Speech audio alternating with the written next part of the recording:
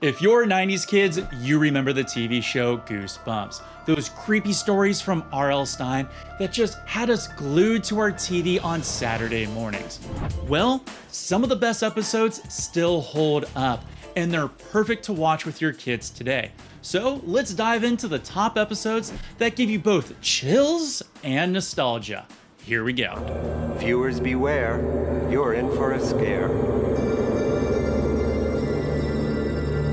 Number 5, the haunted house game. Now stick with me on this one.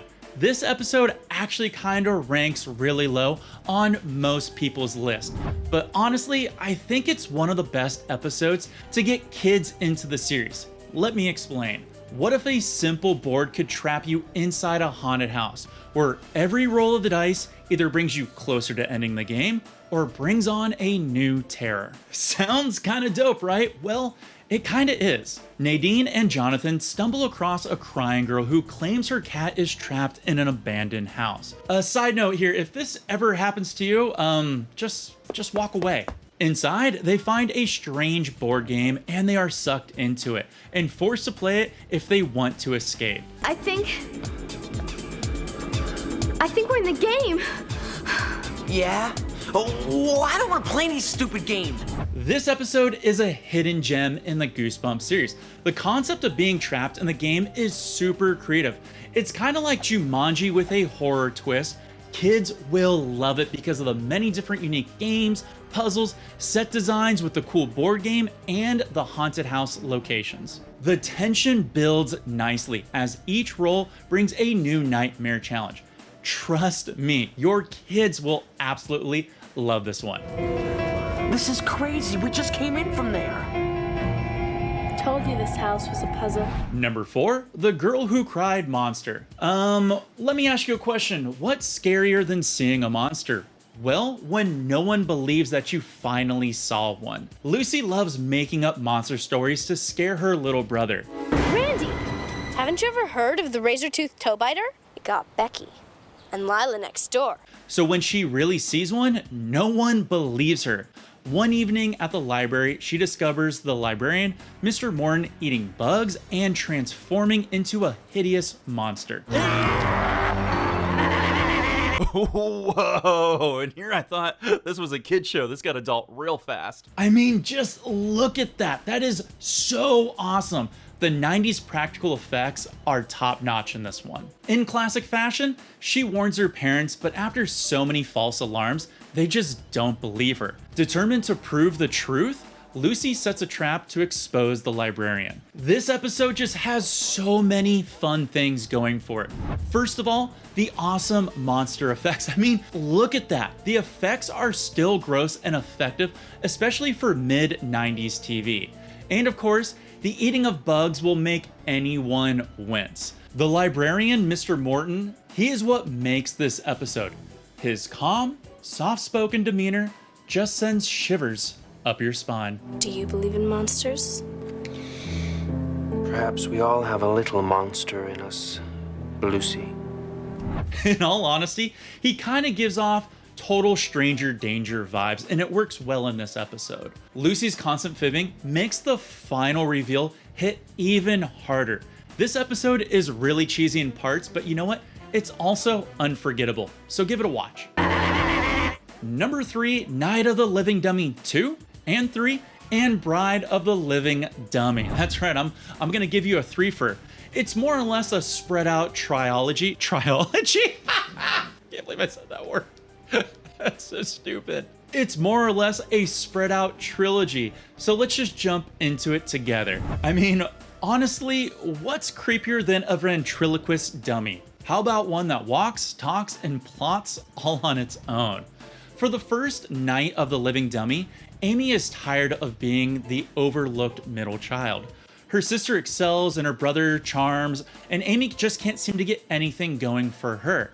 That changes right when she gets her new ventriloquist dummy Slappy. And for some reason has the bright idea to read off an incantation that came with the dummy.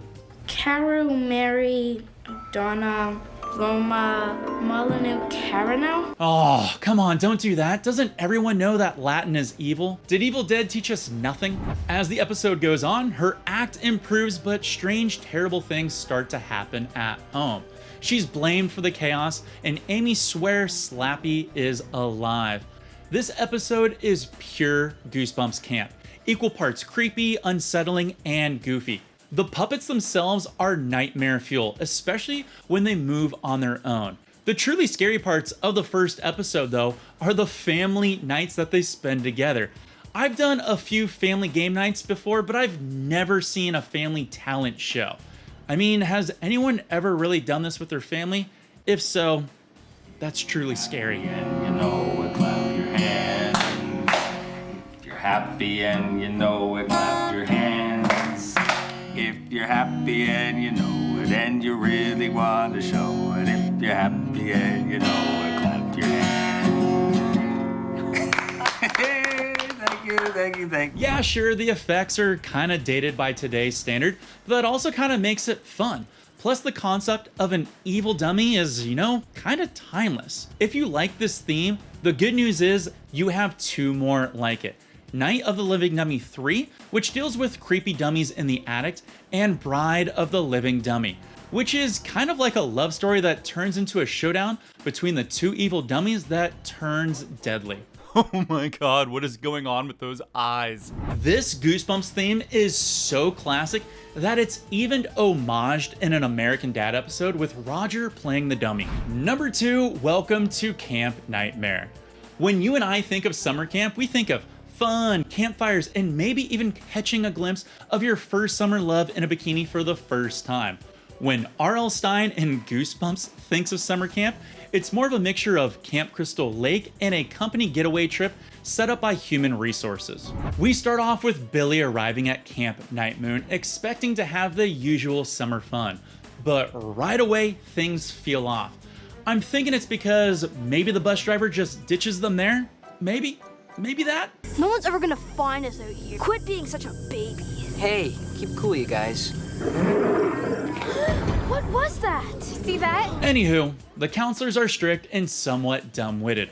The rules are bizarre, and kids keep disappearing without an explanation. Even stranger, the camp forbids contact with the girls' camp and the outside world.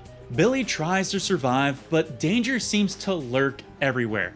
Saber, the wild creature in the woods, vanishing campers, and counselors who just won't help with anything. This one is a personal favorite of mine. You take the journey with the main character and you are just genuinely confused with what's going on. Like, why are the camp counselors not helping out? Is the legendary monster actually eating the campers? Like, what is it? You don't know, and that's what makes it fun. What really makes this episode so great is the double twist ending. Honestly, it is the best ending in the entire series. You can quote me on that, and I'm not gonna ruin it for you. Just go watch it, trust me, you'll love it. Colin, get out of there! Saber's coming. Come on, man, we gotta go. Saber's hungry. Number 1, The Haunted Mask 1 and The Haunted Mask 2. Some masks hide who we are, some masks take over. This one is the most iconic Goosebumps story ever. Every 90s kid knows the haunted mask. Carly Beth is sick and tired of being teased and scared. So desperate to finally even the score, she takes a creepy, grotesque, lifelike mask from the new costume shop. In classic fashion, the shopkeeper warns her not to take it. But just like every preteen you've ever known, of course, they don't listen. It's gonna be great. It's gonna make Chuck and Steve wish they never, ever met me. At first, Carly Beth just loves the power. Her classmates are terrified, and she finally feels in control. But everything kind of starts to change when the mask won't come off. Her voice starts to shift, her behavior darkens, and she starts to realize the mask is taking over. This episode is legendary, and for good reason. The effects are awesome and surprisingly creepy. I mean, just look at the mask. Plus, Catherine Long, the young lady that actually plays Carly Beth in the episode, absolutely sells the fear and transformation. She is great in these episodes. It's easy to see why they brought her back. Those eyes. its eyes in the mirror. What about them? They're not my eyes, Sabrina. Yeah, sure. The other monster masks look a little off, and the store owner, yes, he gives off handing out candy from my windowless van kind of vibes. But the core story is timeless. Fear, peer pressure, and losing yourself to anger. RL Stine even calls this one of his scariest tales, and honestly, it still holds up. In classic RL Stine fashion, this episode has one final twist, and that twist would be the Haunted Mask 2, which isn't as good, but it's still worth a fun watch. Now I'm curious to know, what is your favorite episode or book from the Goosebumps series? Let me know in the comments down below. And hey, if you like this type of video and you want to see more, do me a favor, hit like and subscribe while you're down there. Now, if you're looking for more spooky vibes this Halloween season, you know what you can do? Check out the videos over to my side. You can see the best episodes from Are You Afraid of the Dark and a video on some hidden facts you may not have known about the series. Thank you so much for watching, and beware, you're in for a scare.